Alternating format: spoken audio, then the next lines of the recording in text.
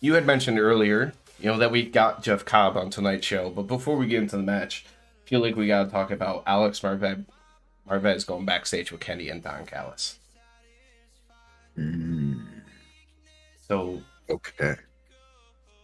I mean, it very much was a story throughout the whole part of the match, and then what happened after.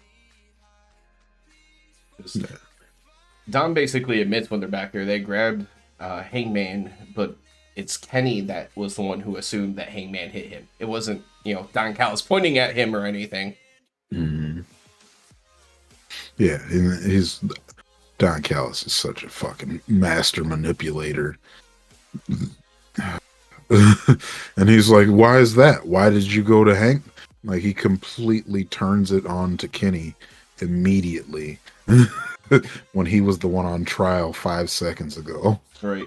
And Kenny says that Hangman had hit Don before, but Don says he's going to smooth things over with Hangman. So just worry about your match, Kenny. Like, take care of business. I'll go handle things with Hangman.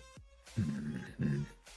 You nailed it. Master Manipulator. One of the nice things I think about this is usually you just hear them talk about people being a really good manipulator, and then maybe an explanation after the fact. But Yeah, they're this you see definitely as putting it it on happens, display. which makes for a Putting it great on story. display. Like, Takeshi's going to do something at some point. You just don't know what it's going to be. Yeah, I'm excited to have him as part of a story. I really don't think that you should turn him heel, though. But Yes. I don't know. I think he'll be good at whatever the hell he does because he's Takeshi. So going into the actual Kenny match, he's actually backstage getting ready to go out to the ring because Cobb is already in the ring at this point, and they show Tony Schiavone run up to Kenny backstage to inform him that because there was a Hangman promo, and they're talking about everything, and Don goes to apologize to him, and BCC attacks everybody, basically. Yeah. Yeah, BCC. Basically, BCC just jumped everybody today. It's- that's just what they do. They just jump everybody. It's worth noting that But yeah. he was apologizing to Hangman. Mhm. Well, this was all part of his bullshit. He Mm-hmm. knew the BCC was coming out. It's He gotta be where knew it's that he was going. gonna, like, I'm sure he paid them to pop him or something like that too. Make it convincing. Because he only took one shot from Mox Hmm. after they laid out Hangman. Yeah, yeah. They laid out Hangman and they popped him one time, and then he's magically bleeding everywhere. And then they tell Kenny, "Oh, Don got attacked." So that way, Kenny just hears, "Oh, Don got attacked." He doesn't hear the BCC attack Don. So now he's going to be thinking the entire match, oh, Hangman attack Don Callis. Mm-hmm. Mm-mm-mm. Don Callis, you bastard, you. So outside of that, when we actually get to the match, Kenny comes out. He has taped up ribs from his battle before. Being the bigger, stronger opponent, they played that story a lot.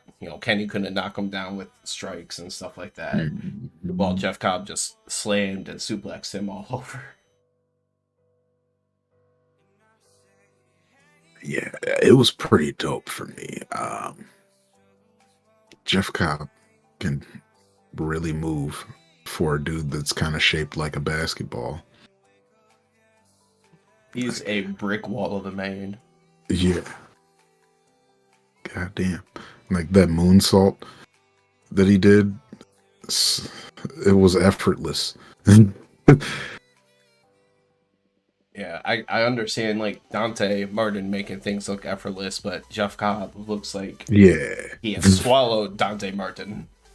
exactly. Like he ate Dante and then he did a moonsault right afterwards. He's like Kirby, I absorb you, but take your powers. Yeah.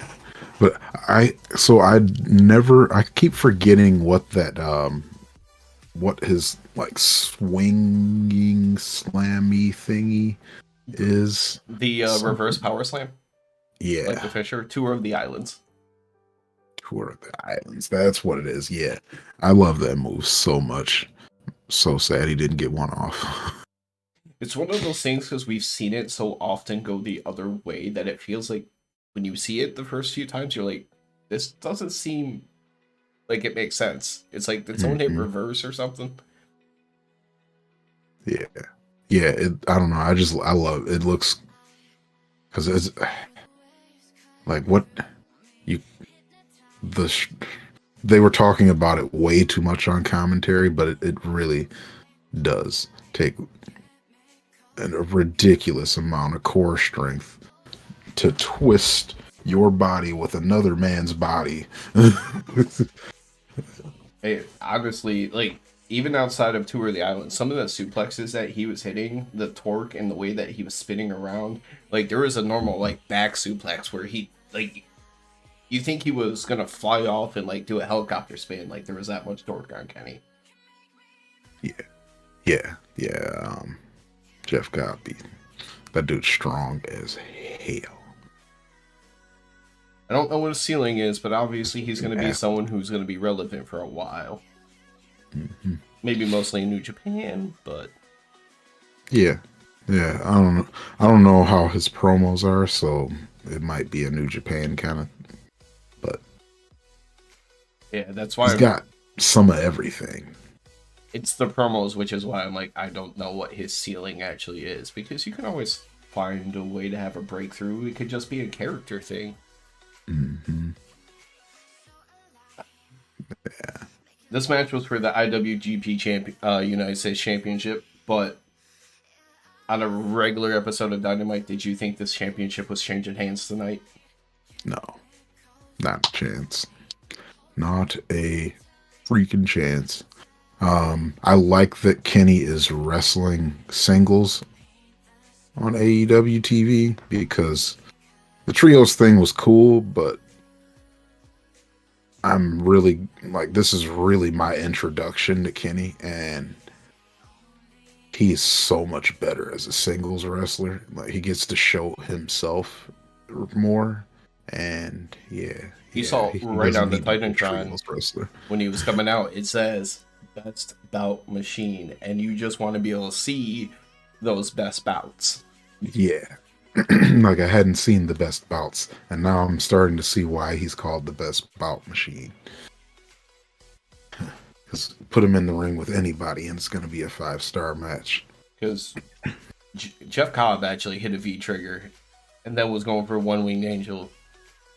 Kenny slipped out of it, hit his own V trigger, then had to use the ropes to help hoist that big boy up and hit his own for the win. Hey, you got to do what you got to do. But he got his one wing angel. It's all about what happened after the match in this case, though. Continuing other stories. Oh boy. Yeah. Yeah. Yeah, Kenny gets that win, of course. BCC, of course. Can't just let him have a win. They surrounded him while he's just like in the ring all dying. He just fought a big dude and got his butt kicked for like 15 minutes. He's Uh, struggling. but Brian Danielson came out and he immediately comes to Kenny's defense, and you're like, oh shit, here it is. Here's the separation of the BCC. He's got that disappointed dad look. He's giving it to all of the BCC, and then he decides that he's going to join them in their heelish antics. Because he pulls up And then Kenny, and then Kenny goes to swing at, was it Wheeler on the apron? I think it was Mox he was going for. I just know it was over on the right side of the ring, and when he took that swing on him on the apron, turns around, that running knee. Yeah. He hits him with the running knee, and Danielson is with it. He is with the BCC. They The group is fully heel. I love it. they just I stomp away absolutely attack Kenny. Security starts to come down. Danielson has him in a submission hold, but covering his nose and mouth, so he's passing out. But security's trying to help, and the rest of BCC's just taking care of all of them. Kenny passes out in the ring. You got a full heel group, just like you said. Love it. Because what it is we needed a heel faction higher than JAS. At least more serious, because JAS is a lot of comedy. JAS is funny. And you can't really take them seriously up at the top. Or at least I can't. BCC, though, very much can be that top heel group that we've been needing, and they're about to fuck some shit up in AEW. Should have just thrown in Dalton Castle and the boys versus BCC. I was just thinking about that. Because that should have definitely been a part of that. You can talk about it now. But it was over so quick. BCC attacked Dalton Castle and the boys as they're on their way to the ring. You know, I didn't like this. As much as I'm down to make the BCC look stronger, I just don't like especially a team that's, even if it's Dalton Castle and the boys, as wild as they are, like as ridiculous and flamboyant as they are, this is still a former champion team, and they just were like, they're nobodies. I will say there's strategy behind it, because they just neutralized Castle and one of the Tate twins on the outside of the ring, and Claudio just destroyed one of the other Tate twins in the ring for the win. This match, went 2 minutes? Maybe so. I looked away, and the match was almost over already. So I didn't even see how, or I didn't even see what happened to Dalton Castle. I just know that he got attacked at the beginning of the match. I didn't know what was happening to him on the side. I forgot who Yuta had, but he had someone in submission on the floor at ringside, and he was just holding him in it. Yeah, he had the other boy. He was touching the other boy. Yeah. Yuta was holding on to the other boy very tightly.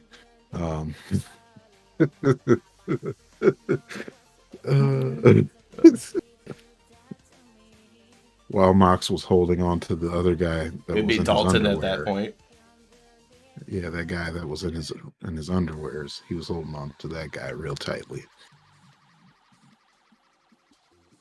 And after all the tight holding, the ref was like, "Hey, stop this!